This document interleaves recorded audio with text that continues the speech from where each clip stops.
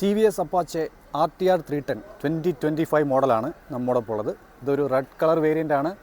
അടിപൊളി ഒരു ഗ്രാഫിക്സോട് കൂടിയിട്ടാണ് ഇപ്പോൾ ലോഞ്ച് ചെയ്തിരിക്കുന്നത്.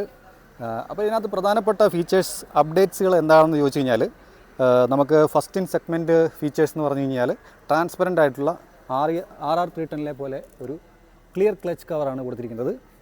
അതുപോലെ തന്നെ കീലെസ് ആയിട്ടുള്ള ഒരു റൈഡ് സിസ്റ്റമാണ് ഇതിനകത്ത് സപ്പോർട്ട് ചെയ്യുന്നത്. ഇവിടെ അതിൻ്റെ സെൻസർ കാണാം. നമുക്കൊരു റിമോട്ട് കൺട്രോളാണ്, അല്ലാതെ കീ ഇതിൽ കൊടുക്കുന്നില്ല. കീ നമുക്ക് തരുന്നത് ഈ കാണുന്ന ഫ്യൂൽ ടാങ്ക് ഓപ്പൺ ചെയ്യാൻ മാത്രമാണ് കീ നമുക്ക് ഫിസിക്കലായിട്ടുള്ളത്. ബാക്കി നമ്മൾ വണ്ടി ഓപ്പറേറ്റ് ചെയ്യാനായിട്ട് സ്റ്റാർട്ട് ആൻഡ് സ്റ്റോപ്പ് എന്ന് പറയുന്നത് ഈ കാണുന്ന ബട്ടണിലാണ് പ്രസ് ചെയ്യുന്നത്. അപ്പോൾ ജസ്റ്റ് സ്റ്റാർട്ട് കൊടുത്ത് പ്രസ് ചെയ്ത് കഴിഞ്ഞാൽ വണ്ടി ഓണാകും. സ്റ്റോപ്പ് ചെയ്യാനായിട്ട് വീണ്ടും നമുക്ക് ഇതിൽ പ്രസ് ചെയ്താൽ മതി. അപ്പോൾ കീ ജസ്റ്റ് അല്ലെങ്കിൽ റിമോട്ട് നമ്മുടെ പോക്കറ്റിൽ ഇട്ടിരുന്നാൽ മാത്രം മതി. അപ്പോൾ അതൊരു പുതിയ അപ്ഡേറ്റാണ് ഇതിനകത്ത് വന്നിരിക്കുന്നത്. മറ്റൊരു കാര്യം എന്ന് പറയുന്നത് ഡ്രാഗ് കൺട്രോൾ വരുന്നുണ്ട്. അതായത് നമ്മുടെ ഡൈനാമിക് പ്രോ കിറ്റിലാണ് അത് വരുന്നത്. പിന്നെ കോർണറിംഗ് ഡ്രാഗ് കൺട്രോൾ യൂണിറ്റും വരുന്നുണ്ട്. അത് BTO വെർഷനിൽ വരുന്നുണ്ട്, ബേസ് മോഡലിലില്ല. പിന്നെ വന്നിരിക്കുന്ന മാറ്റം എന്ന് പറയുന്നത് ഈ കാണുന്ന ഹാൻഡ് ഗാർഡ്. ഇത് വളരെ സ്ട്രോങ് ആയിട്ടുള്ള ഹാൻഡ് ഗാർഡാണ്. അപ്പോൾ ഇതൊരു പ്ലാസ്റ്റിക്കാണ്.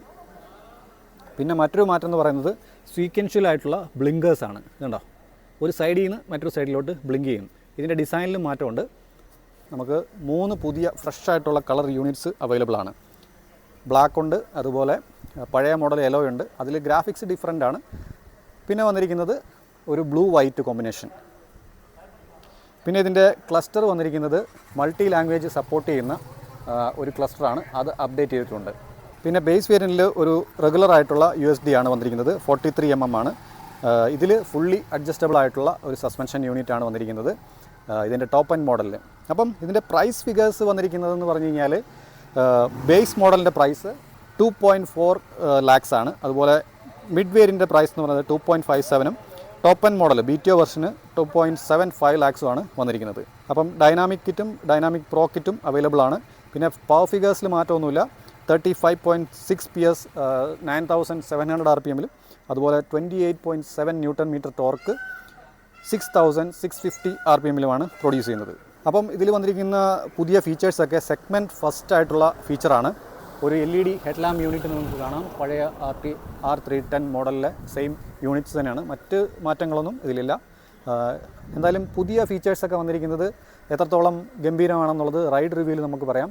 പിന്നെ മറ്റൊരു ചെറിയൊരു അപ്ഡേറ്റ് വന്നിരിക്കുന്നത്, ഈ കാണുന്ന അവിടെ ഒരു ഗ്രില്ല് പോലെ ഒരു ഗാർഡും കൂടെ കൊടുത്തിട്ടുണ്ട് എക്സോസ്റ്റിൻ്റെ അവിടെ നിന്ന്.